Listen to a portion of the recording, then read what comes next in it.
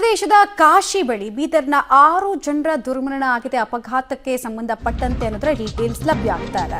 ಒಂದೇ ಕುಟುಂಬದ 5 ಸೇರಿ ಟೋಟಲ್ ಆಗಿ 6 ಜನ ಅಸುನೀಗಿದ್ದಾರೆ.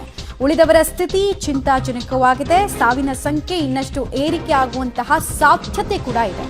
ಲಾರಿಗೆ ಹಿಂಬದಿಯಿಂದ ಕ್ರೂಸರ್ ರಭಸವಾಗಿ ಡಿಕ್ಕಿಯಾಗಿದೆ. ಕುಂಭಮೇಳ ಮುಗಿಸ್ಕೊಂಡು ಕಾಶಿಯತ್ತ ಕನ್ನಡಿಗರು ಹೊರಟಿದ್ರು. ಕುಂಭಮೇಳಕ್ಕೆ ಕ್ರೂಸರ್ನಲ್ಲಿ 12 ಜನ ಹೊರಟಿದ್ರು. ಬೀದರ್ ನಗರದ ಲಾಡಗೇರಿ ಬಡಾವಣೆಯ ನಿವಾಸಿಗಳು ಸಾವನ್ನಪ್ಪಿರೋದು. ಟೋಟಲ್ ಆಗಿ 12 ಜನ ಹೊರಟಿದ್ರು. ಅದರಲ್ಲಿ 6 ಜನರ ಸಾವು. ಅಪಘಾತದ ತೀವ್ರತೆ ಎಷ್ಟಿರಬಹುದು ಅನ್ನೋದಕ್ಕೆ ಇದು ಉತ್ತರ. ಇನ್ನು ದೃಶ್ಯಾವಳಿಗಳನ್ನು ನೋಡ್ತಾ ಇದ್ರೆ ಎಷ್ಟು ಡೆಡ್ಲಿಯಾಗಿ ಅಲ್ಲಿ ಆಕ್ಸಿಡೆಂಟ್ ಆಗಿದೆ ಅಂತ.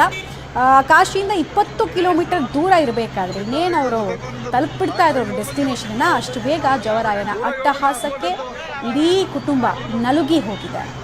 ಪಾಪ ಪುಣ್ಯ ಸ್ನಾನ ಮಾಡಿಬಿಟ್ಟು ಕಾಶಿಗೆ ಹೋಗಬೇಕು ಅಥವಾ ಅಯೋಧ್ಯೆಗೆ ಹೋಗಬೇಕು ಅನ್ನೋ ತುಂಬ ಜನ ಪ್ಲಾನ್ ಹಾಕ್ಕೊಳ್ತಾ ಇದ್ದಾರೆ. ಬಟ್ ಇತ್ತೀಚೆಗಂತೂ ಈ ಕಾಶಿ ಹತ್ತಿರಕ್ಕೇ ಹೋದವರಿಗೆ ಅಂದರೆ ಆ ಹತ್ತಿರದ ರೋಡ್ನಲ್ಲಿ ರಾಷ್ಟ್ರೀಯ ಹೆದ್ದಾರಿನಲ್ಲಿ ಮೇಲಿಂದ ಮೇಲೆ ಅಪಘಾತ ಪ್ರಕರಣಗಳು ಆಗ್ತಾನೇ ಇದೆ.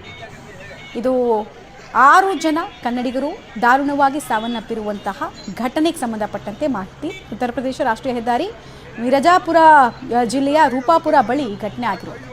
ಸುನೀತಾ, ಸಂತೋಷ್, ನೀಲಮ್ಮ ಸೇರಿದಂತೆ ಟೋಟಲ್ ಆಗಿ 6 ಜನ ಸಾವನ್ನಪ್ಪಿದ್ದಾರೆ.